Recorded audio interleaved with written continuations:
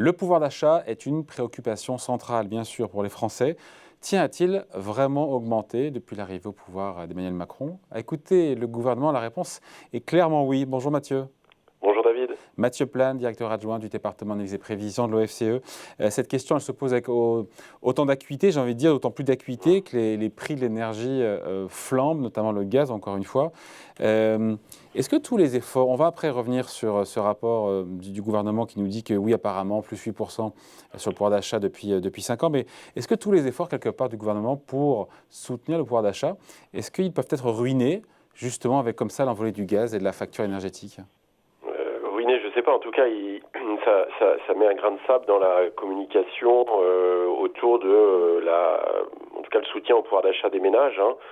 On voit les effets qui sont assez dévastateurs de la hausse des prix de l'énergie, notamment sur le pouvoir d'achat des classes moyennes ou des plus modestes. Donc, ça a des effets assez rapides et assez directs. Et donc, c'est vrai qu'il est assez clair que le gouvernement est extrêmement prudent sur les hausses de prix, notamment liées à cette énergie. Mais on voit que la parade est assez complexe aussi pour justement gérer cette hausse-là. Mais malgré tout, c'est vrai que quand on regarde sur l'ensemble du quinquennat, il y a eu un effort assez net fait en direction du pouvoir d'achat des ménages.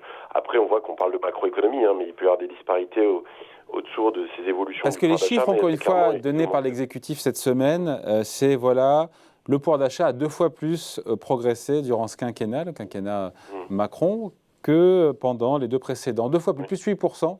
À sans tenir compte de la hausse de la population, je crois, de la population, contre plus 4% sous François Hollande et sous Nicolas Sarkozy. Est-ce que ces chiffres-là de l'exécutif, tous on ne se retrouvera pas dedans, bien sûr, mais est-ce qu'ils sont justes? Est-ce que le gouvernement peut être satisfait de ces résultats, comme il semble l'être? Alors, il peut être satisfait. En tout cas, c'est vrai qu'il y a un constat, en tout cas, quand on regarde les chiffres d'un point de vue macroéconomique, et la prévision du gouvernement est assez en ligne avec ce que peut dire l'INSEE ou même ce que nous, on prévoit à l'OFCE. C'est vrai qu'il y a eu une augmentation assez significative en réalité du pouvoir d'achat sous ce quinquennat, mais il faut voir aussi que les 2 quinquennats précédents ont été marqués justement par une vraie rupture sur les évolutions du pouvoir d'achat, notamment par rapport à ce qui se prévalait avant 2007. Et on voit que le pouvoir d'achat, si on le prend par unité de consommation en réalité, c'est-à-dire si on tient compte de ce que vous dites de la démographie et des structures familiales, en fait, ce niveau de vie par unité de consommation, entre 2007 et 2017, il stagne quasiment. C'est-à-dire que quand on prend en compte la démographie, on a quasiment une stagnation. Et c'est vrai que depuis 2017, et notamment à partir de 2019, on retrouve une dynamique du pouvoir d'achat qui est assez positive, avec 2 effets qui sont quand même très nets. D'abord, il y a quand même un soutien fiscal assez important suite à la crise des Gilets jaunes, qui va donner quand même du pouvoir d'achat plutôt aux classes moyennes. Et puis là, aujourd'hui, il y a eu quand même la gestion liée au quoi qu'il en coûte qui a permis de préserver le pouvoir d'achat. Et surtout, en 2021 et 2022, on a un rebond très fort des créations d'emplois et de la masse salariale. Et donc ça donne du pouvoir d'achat aux ménages, c'est pas que la fiscalité. Et donc finalement, sur le quinquennat, c'est plutôt un quinquennat favorable au pouvoir d'achat des ménages. Si on regarde les évolutions par unité de consommation, on a à peu près une moyenne de 1% d'augmentation par an, donc c'est beaucoup plus que ce qu'on a connu sur les 10 années précédentes. Mais par contre, c'est un peu moins que ce qu'on avait connu sur les 15 années précédant la crise de 2007. Mais on retrouve pour la première fois une évolution qui est plutôt positive de ce côté-là pour les ménages, avec toujours, il faut regarder le diable se cache dans les détails, parce qu'on voit qu'on peut avoir des évolutions qui peuvent être disparates selon les catégories de ménages. Ouais. Après, ce qui est vrai qu'on peut s'arrêter 2 secondes sur le 2020, peut-être qu'on l'a déjà dit ici ou ailleurs, mais le tour de force, c'est d'avoir permis en 2020 une légère hausse, donc en fait c'est une moyenne, et c'est macroéconomique, du pouvoir d'achat l'an dernier, année de récession historique, décroissance de 8%, au prix évidemment d'un déficit qui est monstrueux. Enfin, pour le coup. C'est le rôle d'assureur de l'État, là, j'allais dire assureur du pouvoir d'achat pour le coup, qui s'est traduit par un déficit qui est une dette qui est effectivement extrêmement importante, en tout cas pour soutenir l'activité et le pouvoir d'achat, soutenir aussi les entreprises. Mais clairement, oui, le tour de force dont vous parlez, il est assez vrai. C'est-à-dire que quand on regarde, le pouvoir d'achat des ménages n'a pas baissé en 2020, alors qu'on a une récession historique de -8. Juste pour rappeler certaines choses, entre 2011 et 2013, ce pouvoir d'achat avait baissé de l'ordre de 4% en 3 ans.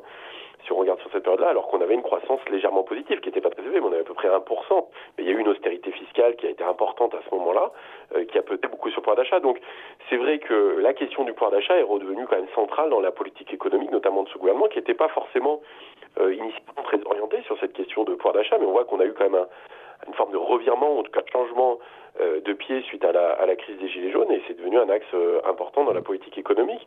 Et on voit qu'aujourd'hui, il y a quand même des résultats de ce côté-là. C'est vrai aussi que la dynamique positive du marché du travail aide notamment en sortie de crise, c'est-à-dire qu'effectivement, l'emploi et l'emploi et les salaires sont un moteur essentiel de ce pouvoir d'achat. Et comme les chiffres sont du bon côté, il y a cette communication cette semaine, encore une fois, du gouvernement, qui a, on le sent aussi, a envie de gommer l'image de président des riches d'Emmanuel Macron, en mettant en avant, c'est un chiffre qu'on a beaucoup entendu, la forte hausse du pouvoir d'achat sur les 10% des Français les moins riches, qui a cru plus que la moyenne des autres Français, voire même des 10% les plus aisés. Oui, alors ça, c'est vraiment ce qui peut paraître contre-intuitif. C'est vrai que les gains pour les plus modestes est plus marqué dans ce quinquennat. Bon, c'est toujours assez compliqué en fait. C'est vrai qu'en tout cas le tableau qui est fait par la direction du Trésor est quand même assez précis là-dessus. C'est vraiment l'identification de ce qu'on appelle les mesures socio-fiscales qui ont été décidées sous le quinquennat et leurs effets sur le pouvoir d'achat. Donc ça ne tient pas compte des autres effets qui sont liés par exemple aux deux autres types de revenus, notamment les revenus issus du travail, les salaires, l'emploi, ça peut être les revenus du patrimoine, etc. La question là qui se pose, c'est effectivement est-ce que finalement cette politique a été plutôt redistributive? Si on regarde le tableau, la réponse est plutôt oui. Donc ça n'a pas seulement profité aux plus aisés, comme certains pourraient le croire, en se disant président des riches, la flat tax, la transformation de l'ISF en IFI.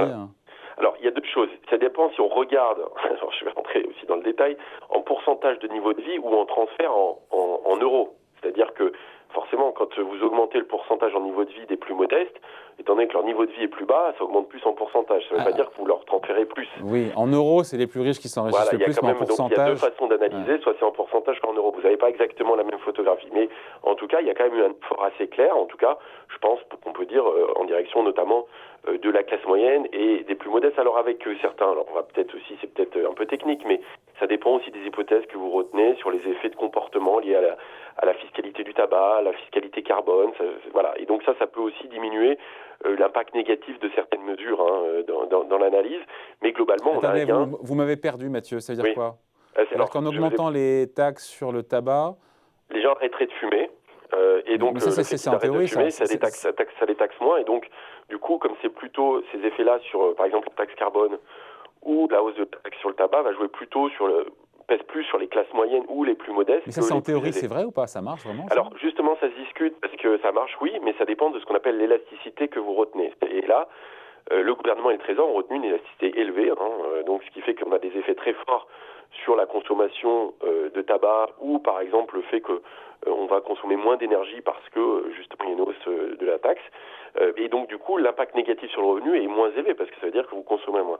Mais pour le moment, c'est encore des prévisions, c'est pas totalement arrêté. Donc, il y aura une petite discussion sur ces montants-là. Ça ne remet pas totalement en cause le schéma, mais ça peut modérer un peu l'analyse, en tout cas sur les plus modestes. Ouais. Mathieu, juste pardon, d'un point de vue macroéconomique, les chiffres sont là et plaident en faveur, encore une fois, du gouvernement, mais quand on interroge les Français, ils ne sont pas convaincus de l'action du président en faveur du pouvoir d'achat. Oui. Malgré les mesures, baisse d'impôt sur le revenu, suppression de la taxe d'habitation, revalorisation de la prime pour l'emploi. Et les sondages montrent globalement que si on donne quitus au président d'avoir bien géré la crise, s'agissant du pouvoir d'achat, on est là au-delà de 50% de personnes qui pensent que leur pouvoir d'achat n'a pas augmenté sous le président.